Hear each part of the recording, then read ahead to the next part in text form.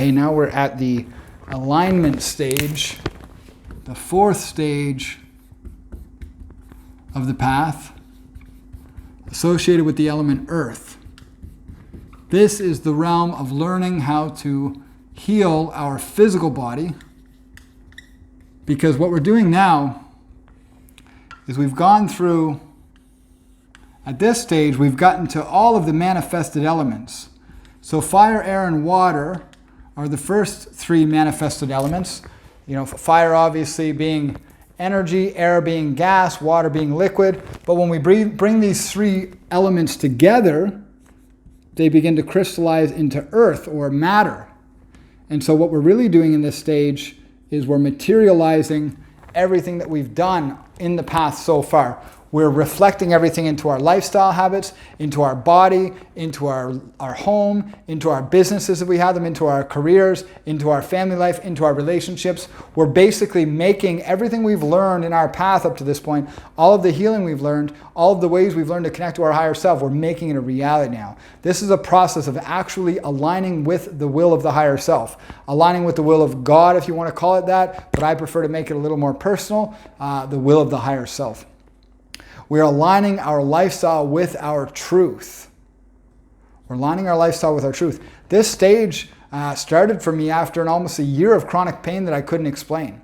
I realized that what was really going on is my body and my habits were not in alignment with the truth that I was saying to other people. So I had to align my lifestyle habits, align my body, align my nutrition, align my exercise, all of it. I had to start aligning it with my truth in order to move through this stage and to rid myself of this chronic pain.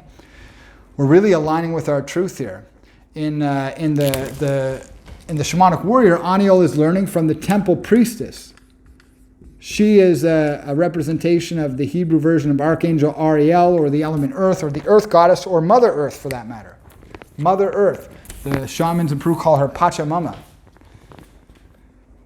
He's learning how to invoke divine humility. So remember, in the rules of the game, all is provided when I give, ask, receive.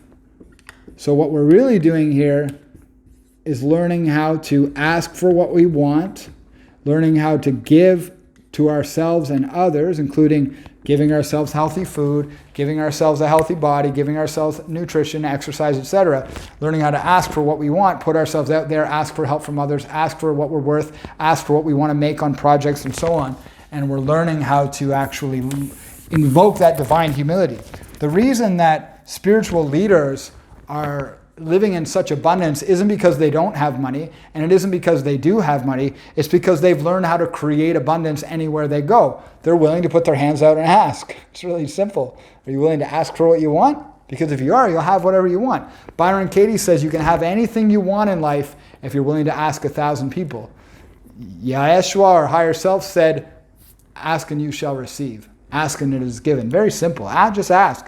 Well, pray and ask. No. Pray and ask, sure. But ask people as well. Ask your community. Ask your family. And we're all family. It's okay to ask for what we want. We can get no. The question is, how many no's are you willing to get before you get a yes? This is it. It's all it comes down to. This is also the cleansing of the physical body, including cleansing of financial stress, cleansing tension, cleansing toxins, cleansing habitual patterns that lead to suffering, cleansing food addictions, cleansing addictions to other types of substances, misaligned behavior. And we start to create lifestyle habits that reflect our truth. So we got to cleanse the physical body. If you've never done a cleanse before, if you've never done a fast before, if you've never done any type of work like that, this is going to be the time to do that. If you've never done any exercise before, if you've never gone on a retreat before, if you've never done any of this kind of stuff, this is going to be where you're going to start doing that kind of stuff to get to the next level. This is where we become the master of our impulses. We become the master of our domain. We no longer live habitually when we finish this stage. When we get to the ascension stage, we no longer live from habit, we live from flow. We live from deliberate choices in the moment. So we don't just go to the same restaurant every time we eat out. We don't just go to the same coffee shop every morning and get a coffee. We don't live habitually, we live deliberately and purposefully. And if we catch ourselves giving into habits of addiction, we break them just for the sake of breaking them. Some people say, I can't go without my coffee. I was one of those people. After a couple of ayahuasca ceremonies and doing this work, I don't drink coffee at all anymore, unless it's decaf, maybe once a week. All of those addictions have begun to disappear. Food addictions, other types of addictions, all disappeared.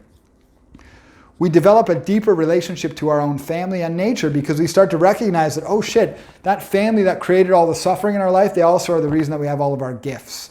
You know, like my dad created a lot of suffering in my life. He's also the reason that I play guitar and started martial arts.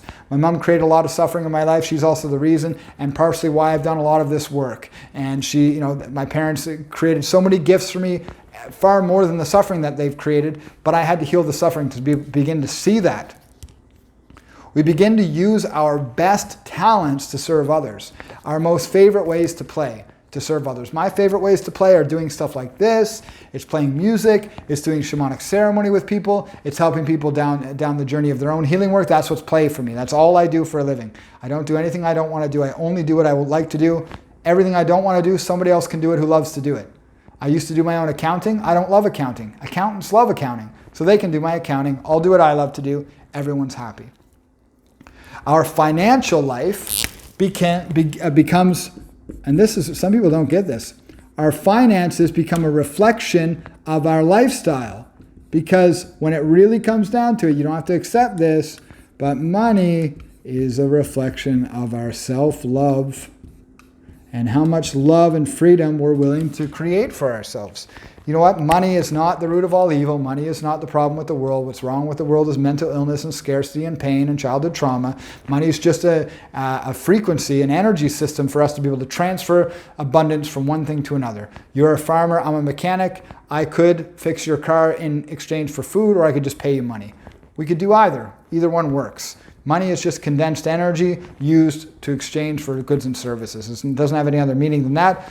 But how much money we allow ourselves to have is related to our self-worth. If we don't think we're worth 30 grand a year, we're not going to make more than 30 grand a year. And we're not going to ask for it either. If we don't think that we're worth more than 10 grand a year, we'll probably struggle to make that amount of money. This is just how it kind of works. We associate worth and money unconsciously, whether we like it or not. And you might resist that, but the deeper you dig, the more you'll find it to be true. We begin to create an ever-growing financial future for ourselves doing what we love. Like Mother Teresa was a millionaire, right? Had millions of dollars coming to her to use for her projects. It's not for you to buy a bunch of stuff to fill the hole in your soul anymore, because you don't have that hole in your soul anymore. So money becomes a tool to use to create more impact. The money that I get from a lot of the work that I do, 50% of it goes to youth projects and 50% of it goes to my projects. My one-on-one coaching work, my shamanic work, all of that comes to me. My projects like this, or like my music project, I donate some of that. It's all to just be able to keep the flow of abundance going. So we start to create an ever-growing financial future by doing what we love and by expressing ourselves authentically and putting ourselves out in the world. We learned that serving others and asking for what we want is the key to prosperity. That's it. I say give, ask, receive. We could say serve, ask, receive. And what receive means is just say thank you. Let yourself be paid what you're meant to be paid. Somebody wants to buy you lunch, let them buy you lunch. It makes them feel good. By them buying you lunch, they get to serve. By them buying you lunch, you get to receive. By you buying them lunch, you get to serve. By them letting you buy them lunch, they get to receive. And in between, we ask for the things that we don't just have coming to us without trying. It's really that simple. You can have anything you want if you're willing to follow this formula. Serve, ask, receive. We also learn, we start to share our story with others to inspire them, not to be a victim. We don't try to share our story to get people to feel bad for us. We share our story to show them that they can do it as well.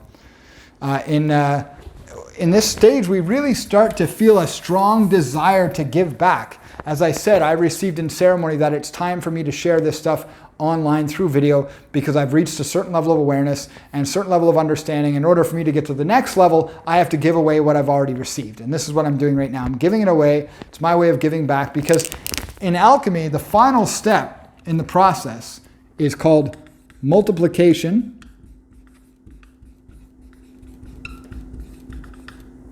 and replication. So when we're actually trying to show others who are suffering from, in similar ways that we're suffering, we're showing them the path to freedom. In Buddhism, they call it bodhisattva. It's when we've reached enlightenment, but we decided to stay on earth so that we can assist mankind in the transformation to enlightenment. So it's multiplication and replication. So in this stage, we start to feel the desire to give back. We start to feel the desire to help others. The challenge is we have to try to help them without helping them. We can't tell them what to do. We have to let them figure it out on their own. But there are lots of ways we can help them if we like. To really complete this stage, it's necessary to start sharing our path with others, start sharing our story with others. Sharing our story is part of the acceptance stage, the water element. In this stage, we're sharing it to inspire. We're sharing it to help others grow and avoid the pain that we've been through. In the Shamanic Warrior, Aniel learns all about creating our story. He also learns that tension in the body becomes tension in the world and tension in our mind. So he learns that not only do we have to let out all of the pain, but we also have to remove the pain in our body too, through practices like yoga or deep breathing and so on. Flushing, cleansing, fasting, etc. starts removing the tension. We should feel like jelly when we're done, like a firmness, but like jelly. We should feel like we're just totally relaxed and loose. And another thing I've written down here is that we don't get what we're worth. When it comes to the financial aspect of that, you say, well, why are financials important? They're not important. They're not necessary, I should say, but they're valuable because they save a lot of time. You can go out in the world and ask people for food, and you'll get it. You can go out in the world and ask people to pay for your rent, and you'll probably get it, but it's much easier just to serve and ask for money based on the society we work in right now. We don't get what we're worth. We get what we ask for. My coach taught me this. We don't get what we're worth. We get what we ask for. We get what we ask for. If you ask for 20 grand for a project for somebody, if you ask 10 different people, probably one of them will say yes if you are giving enough value with what you're offering. It's all about value. Create $1,000 in value and charge $100 for it. That's the secret. How can you make what you have to offer worth $1,000? If you're a cleaner, how can you add value to that? How can you make your cleaning abilities or your cleaning services so different from everyone else's that people choose you without a question? If you make pizzas, if you're a landscaper, whatever it is, how can you add so much value to your work that it makes it a no-brainer? And then if you want to make 20 grand on a project, how can you make it worth 200 grand? If you want to make 200 grand, how can you make it worth 2 million? So create 5 to 10 times more value than you're asking for, and eventually you'll always get what you ask for. Most importantly, he learns that this is a powerful financial formula. Warren Buffett even practices this. I saw it in one of his documentaries. Aniel in the story learns that we get 10 times what we give and what we save. So if you save $100, $1,000 worth of opportunities or abundance will come to you. If you donate $1,000, $10,000 worth of opportunities or and so on will start to come to you. We get 10 times what we give and what we save. So in other words, 20% of our income, 10% of it goes to donations, 10% of it goes to savings, and we'll watch our income just start to astronomically grow. This is a simple little concept in nature. You can't go to a wood stove and say, you give me heat and I'll give you wood. You have to give the wood stove wood first, and then the heat is far more than the wood that you gave it. Nature works the same way. You plant a single seed and a whole tomato plant grows out of it. You get tomatoes maybe even forever if it continues to grow. We give very little for what we get, so it works the same way this way. Give money, we get a bunch of money back. Give inspiration, we get a bunch of inspiration back. If we live from a place of service and asking, we will have everything we want, everything we need, and everyone around us will also be taken care of. We learn in this stage that we become what we're aligned with. So thoughts don't really matter all that much. They really don't. What matters is action, behavior, what we're aligned with, what we're focused on. If you've got the fastest car in the world and you jump on the highway and you start driving, you're not guaranteed to get to your destination. You don't have a GPS system set. You don't have a map. Maybe you're not following the road signs. You have to be aligned with where you're moving toward, or you're just not going to get there. It doesn't matter how great your vehicle is. It doesn't matter how great our physical body is or our mind or any of it. If we're not aligned with something, we're not going to create the results that we're looking for. So in this stage, this is really like again, the manifestation of the other elements. This is the upgrade stage. This is the no more bullshit stage, right? Like this is the living your truth stage. This is the cleaning your body, cleaning out your fridge, cleaning out your home, upgrading your appearance if that's necessary for you to express yourself authentically. It's about asking for help. It's about fixing your nutrition, starting to exercise more, getting acupuncture, healing your body, using things like acupuncture and Chinese medicine, cleansing, fasting, getting rid of all the toxins in the body, studying financial mindset. If you're not financially free to some degree, you're not going to be able to experience the heaven that's available to you. You're not going to be able to travel. You're not going to be able to buy the food that you need. You're not going to be able to treat your body with the love and respect that you need. You're not going to be able to do all the things that are available to you if you don't figure out your financial mindset. That's absolutely vital. You can argue with that, and that's fine. That's your belief, but this is my belief, and it works for me, and it works for the people that I work with. Getting over our anger toward money because we don't understand it is important. I grew up with a lot of pride as a kid. I was angry at rich people and I was angry at people who had money, but I also kind of secretly desired it but didn't want to admit it to myself. And I just suffered for a long time until I finally got humble and said, you know what? The reason I judge rich people is because I don't understand how to get rich. The reason I judge people with money is because I don't know how to get it, and they have something I don't have, and in order for me to get it, I'm going to have to humble myself. Since I started humbling myself, I recognize a lot of things. One, rich people are greedy is a fucking prejudice term, right? It's prejudice. We're trying to eliminate prejudice in our society. We're trying to eliminate these problems. We can't eliminate them if we continue to support them when it's convenient for us. Rich people are not greedy. Corporations are not greedy. Governments are not greedy. These things are blanket terms that are causing suffering in our lives. They're magic spells that were creating suffering in our lives. People are people. They have challenges just like we all have. They have pain just like we all have. They have childhoods and past just like we all have. The government's not responsible for my abundance. Religion's not responsible for my abundance. Nobody else is responsible for my experience of reality. I am, because I am the creator of my experience of reality. If you want to have true freedom, just learn about financial mindset, figure out how you're creating struggles financially, and you'll start to have freedom, and income will start to come to you, and life will start to get better. Another thing we can do in this stage to really start to heal our physical body and heal who we are is donate, volunteer, use our services, use our time, use our energy to help other people. We'll start to really feel different. Spend a lot of time in nature is really, really valuable too, getting connected back to our roots. Again, healing our relationships to our family.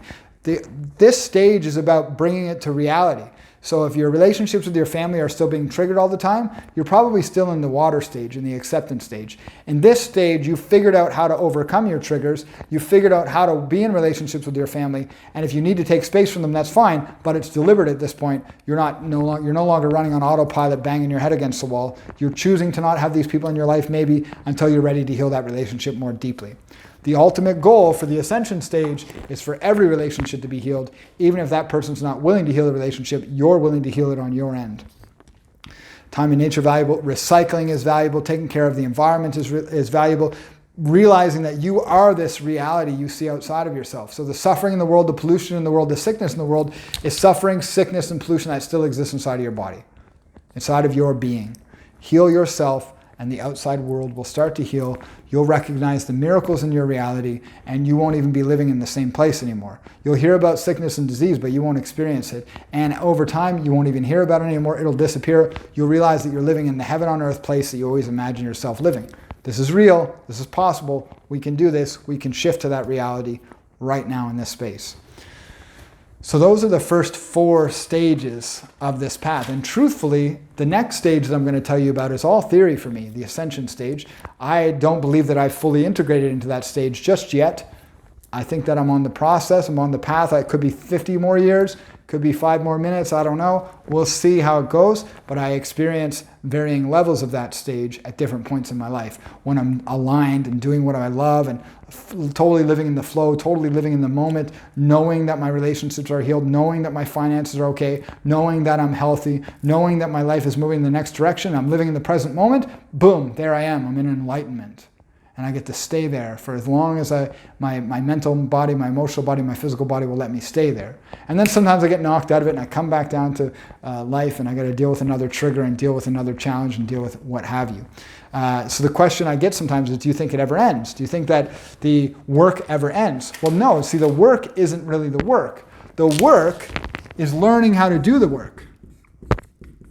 And then you start the work, right? You learn how to do the work. You become skilled at doing the work, and then you just go through the journey of flowing toward inevitable bliss and happiness. At that point, there's no more effort anymore. Once you get to the alignment stage, there's not as much effort anymore. It's not, or let me rephrase, it's not hard work anymore, but it's extraordinary effort. So instead of working 60 hours a week, you got to call that person, have an uncomfortable conversation. Instead of working until midnight, from 8 a.m. until midnight, you have to call your banker, you have to call your mentor, you have to call your clients, and you have to have uncomfortable conversations. You have to face your fears, or you have to overcome your pride. You have to apologize to someone, whatever. The work in this stage is not effort anymore in the terms of like hard work. It's effort is in the terms of vulnerability, being uncomfortable, having compassion, having courage, having humility, and becoming who you really are. And so we're going to move on to the next stage, the ascension stage. And again, as I said in the last few videos, if you really want to accelerate this process, get initiated. It will change everything. These ideas will jump out at you. They will make far more sense, and you'll start to read between the lines. You'll start to see your own path emerge for you, even more so than it has, and your life will open up in ways you never imagined. So that's it. Thank you very much for watching. I'll see you in the next video.